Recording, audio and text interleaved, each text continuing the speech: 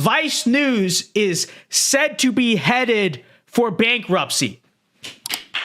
Chat, we need, all right, victory cigars. I want to see victory cigars all over the chat, everywhere, okay? Spam it. This, I don't think there's a cigar emoji. The cigarette emoji, let's go. The once highly successful, apparently, according to the New York Times, $5.7 billion company now on the verge of bankruptcy. And I mean, folks, what can I say besides you're welcome? Okay, you are all welcome.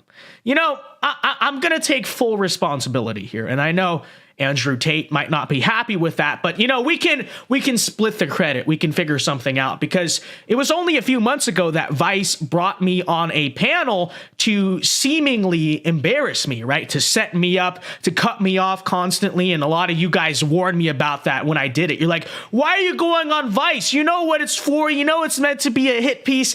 And you know, it's meant to make conservatives look stupid. And it totally blew up in their face. And now, look at that. The BANKRUPTED effects, okay? Within the span of about 4 months after, less than that, more than that, they're now going bankrupt. Isn't that hilarious? Let's relive the moment, okay? We are celebrating it as a celebratory stream. And we haven't seen these clips in a long time. I haven't seen these clips in a long time. Let's relive the glory for a little bit, shall we? Did you think the Japanese internment was a good thing? Because that was a real assimilation. Japanese internment is a classic example of assimilating Asian Americans. No, it's not. It's a classic example of internment. I mean, they intern people.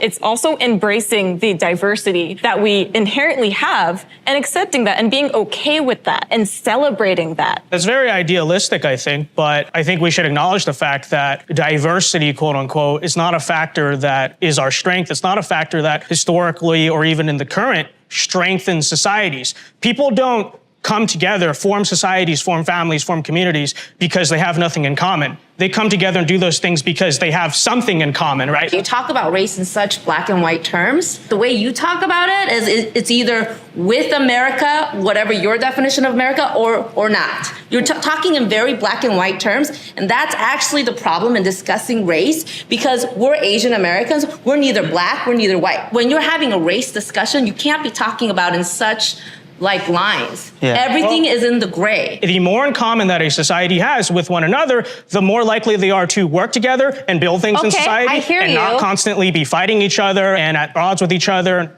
Did you think the Japanese internment was a good thing? Because that was a real assimilation situation. You know what I mean? No, I don't. That the term is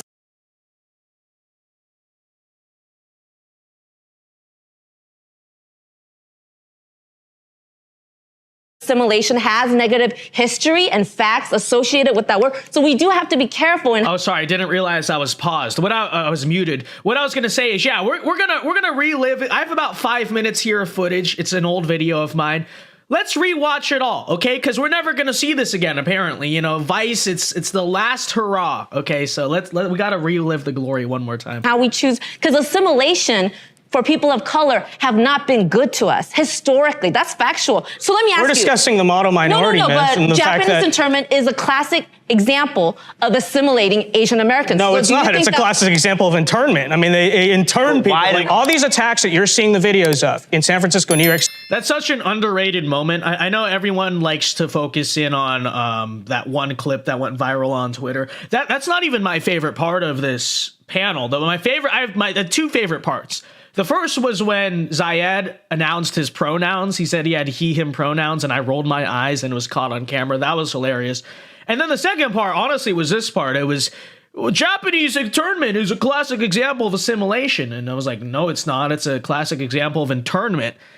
It's a underrated moment. A lot of underrated moments in this that I think a lot of people actually have never seen. So, Newsflash, they're not being prosecuted as hate crimes. So the more correct way to look at it is what is the primary perpetrator of violence against Asians overall, right? Because if we talk about these videos, we have to count them in the statistics, and we're not doing that. And when we do that, we find, well, I'll tell you this, the plurality top perpetrator of violence against Asians, number one, it's not happening in rural America, and number two, it's not being done by white people. So is it black people that are doing it? Like, is it the black and brown people that are doing it? No, that's exactly just inherently violent. Like, just say it. I didn't say that. All I said beat was, around it. Just all I say it. said- if it's not white all people I or said- Asian people, all who I, is it? all I said, I didn't say anything about inherently violent. All I said is that if Well, it's now you did. If it's no one accused you of that, and now if you did. it's a white, so like your bias is slipping out there. It's clear. She literally just said that, so that's what I was responding to. And my man's is deaf. You want to say it, you should Can just anyone let say me it. talk here? When it comes to Asian hate, the perpetrator is not a white supremacist in New York. Correct. That's all I'm saying. So that's the all problem. that I'm saying. Like, we don't want to blame one race for violence when that's actually not true. Is it white people? Is it white people? It is white people. Are these attacks happening It is white in people. rural- I literally looked up statistics. You do not have to be white to perpetuate white supremacy. No one's saying it's not hard to govern a heterogeneous society, but That's a cope. That's a cope. it's possible to do a lot better than the way that we're fucking doing it right now. It's like we've banked on this myth of white adjacency more than this model minority myth of like, instead of aligning ourselves with the black community who've been fighting for racial justice and liberation, right, and acknowledging our own privilege and putting our bodies on the line to fight for these movements, instead we banked on white adjacency, and here we are still being pushed into What subways. is okay, Right. first of all, what exactly is white adjacency? Is it working hard, having families? I didn't- you know, no, having- no, I no, don't no. understand what the It's issue is. actually- But then number two, wait, let me finish my point. Certainly. I think it is gaslighting when, again, the majority of violent attacks against Asians are not being perpetrated by white people to blame white supremacy. White supremacy as a construct is this idea like that the norm of American is whiteness. Yes. That whiteness is the default. Standard. That whiteness is the standard that we all ought to aspire to. And we It's deviate not just from talking about KKK. Yeah. It's not talking about lynchings. It's about a mentality. Here's a radical idea. Okay, you guys ready? No, I'm not. So there's a lot of violence happening. A lot of it's against Asian people. A lot of it is happening in cities. Crazy idea, I know. Then maybe it's not a good idea to let criminals out of jail. Maybe it's not a good idea to defund the police, neuter the police ability to have any degree of law and order in our streets. And maybe you wouldn't have so much violence happening against so many different types of vulnerable people. I mean, this is just the truth of the situation. You know, the real core of the problem is that there is lawlessness and mass violence and mass crime happening in cities. I think that the Stop Asian Hate movement comes from woke left-wing social movement to kind of make it into this argument of like minorities being persecuted, when I don't think that's the core of the problem. I think the core of the problem is like, it's just dangerous in our city. Thank you very much for watching that. So true. And honestly, I did that cut like months ago. There's a lot that was missed in that part, but you know, I've said this before, and I'll say it again. I know there's that one clip that was on Michael Knowles and, you know, everyone.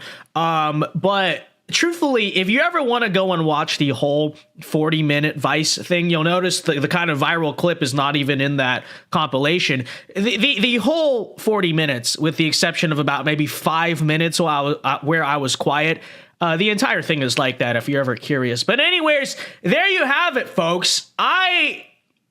You know, I know it might be a little bit overzealous, it might be a little bit cocky, but, you know, I'm single-handedly going to take full responsibility here for the downfall of Vice. I think that is fair. I don't think that is overzealous at all. Okay, listen. They bring Vince Dow into the building, and then, you know, in the span of minutes, he bankrupts the entire company. You could see it. You could see it on the director's face when I was leaving the building. He, you know, I at first I didn't know what that look was. Now I see it in his eyes. Oh no, we're bankrupt. Okay, so, you know, just send in Vince Dow. Okay, so who this is what happens. They bring Vince Dow into a liberal media company, and then he bankrupts the entire company. So who's next? Okay, open invitation, guys. CNN, New York Times, Rolling Stone, any of you guys out there, let's do it, okay? Vince Dow is the destroyer of media companies, destroyer of liberal media companies, okay? So you know that one quote during when they dropped the first nuke, I think, what's his name, Oppenheimer or something, said, "I am death, destroyer of worlds." Well, you know, in that case, I am Vince Dow, destroyer of liberal news media. It is so true.